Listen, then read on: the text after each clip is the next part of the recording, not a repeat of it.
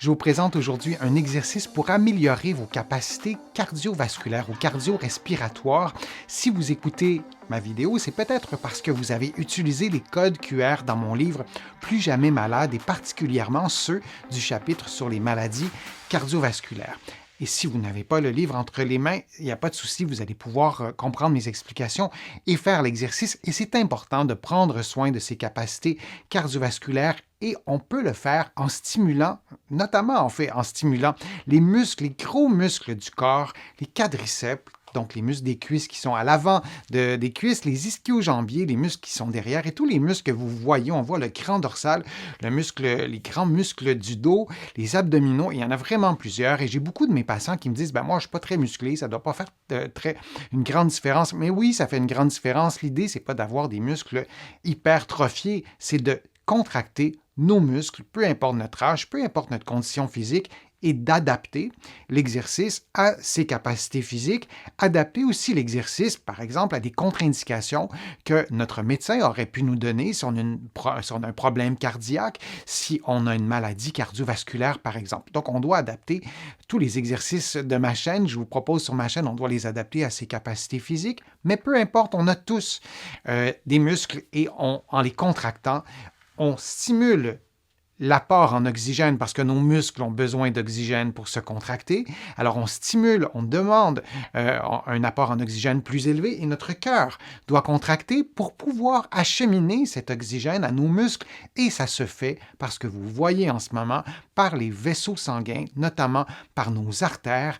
Et c'est grâce à ces artères que nos muscles peuvent se contracter et pouvoir générer de la force. Et la beauté de la chose est lorsque vous ferez l'exercice, vous pouvez peut-être penser à ça pour vous motiver à le faire, mais le système cardiovasculaire, même les petits capillaires dans nos muscles qui permettent l'arrivée de l'oxygène, tout ça, ça se modifie positivement lorsqu'on fait une activité cardiovasculaire. Alors, c'est important de se rappeler que oui, c'est possible d'améliorer les choses et je vous montre l'exercice. L'exercice, c'est des sauts amortis sur place. Alors, vous allez placer vos pieds à une distance équivalente de vos épaules et vous allez amortir les sauts lorsque vous allez les faire, c'est-à-dire que vous allez plier les genoux. Vous pouvez garder les talons levés un peu si vous voulez, vous pouvez garder les talons au sol, mais l'idée, c'est d'amortir les sauts, de les faire aussi à votre vitesse et de les faire selon l'amplitude articulaire qui vous convient. Alors, l'idée, ce n'est pas de reproduire exactement ce que vous voyez à l'écran, c'est d'adapter tout ça à votre propre condition physique. J'ai des patients qui me disent « Denis, moi, les sauts, je ne suis pas capable. » Alors, ils n'en font pas de sauts. J'ai d'autres patients aussi qui me disent « Les sauts, je ne suis pas capable. » Et je leur dis « On va essayer de faire des sauts amortis, quitte à ne pas sauter au début, à faire le même mouvement que vous voyez, mais de ne pas quitter le sol, si je peux le dire comme ça. Et progressivement, on essaie de sauter juste un peu et on amortit le saut. Lorsqu'on arrive au sol, on plie les genoux, on plie les chevilles et on plie les hanches et parfois, ça fonctionne bien. Alors, c'est une façon de modifier l'exercice et dans bien des cas, mes patients parviennent à faire des sauts et on devrait tous idéalement être capables de sauter.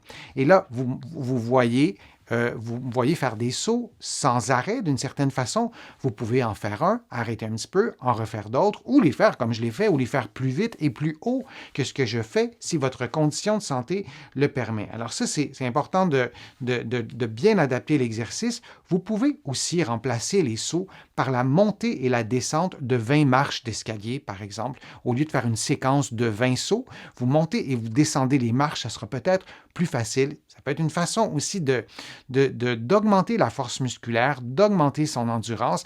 Moi, j'ai beaucoup de mes patients qui n'arrivaient pas à sauter, qui ont opté pour le plan B, donc de monter et descendre une vingtaine de marches d'escalier, de le faire un peu plus vite, et finalement, ils ont été capables de faire des sauts. Alors ça, c'est une façon de contourner aussi le problème, et pour augmenter le niveau de difficulté, on peut faire des sauts à la corde, et on n'est pas obligé d'en faire 20 consécutifs, on peut en faire un ou deux, ça demande plus de synchronisation, c'est plus difficile aussi pour le cardiovasculaire en faisant des sauts à la corde, donc ça peut être une façon d'augmenter le niveau de difficulté. Alors c'est un exercice que je vous propose, vous pouvez le faire par tranche de 60 secondes, comme vous le voyez, donc vous pourriez faire un entraînement par intervalle, vous pouvez compter 20 sauts et faire un autre exercice en alternance ou 2 autres exercices, un après l'autre. Je vous propose sur ma chaîne des vidéos qui, justement, sont montées de la sorte pour que vous puissiez faire 3 exercices cardiovasculaires et tout est minuté. Vous n'avez pas à vous soucier du nombre de secondes, du nombre de fois.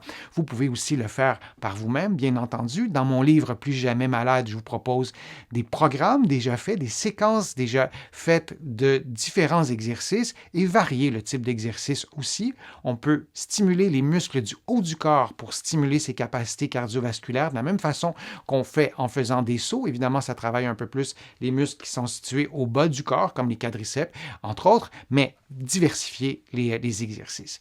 J'espère que cet exercice-là et bien d'autres sur ma chaîne ou dans mon livre vont vous être utiles. J'espère que mes conseils vous sont utiles et je vous dis à une prochaine vidéo, à une prochaine fois.